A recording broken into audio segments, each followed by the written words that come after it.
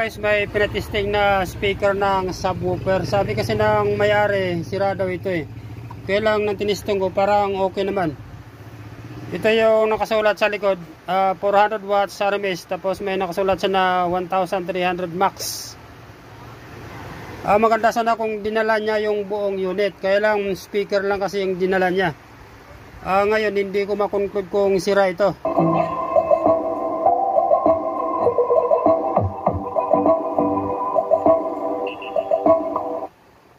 Kasi parang okay naman yung tunog niya eh. Sabi niya kasi gumagaralgal.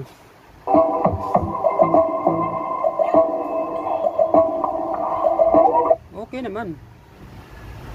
Maganda sana kung dinala niya yung buong unit kasi doon malakas ang driver kasi noon eh. Ginamit lang natin dito integrated amplifier lang kasi. Yung kanyang driver na ito malamang mataas yung power.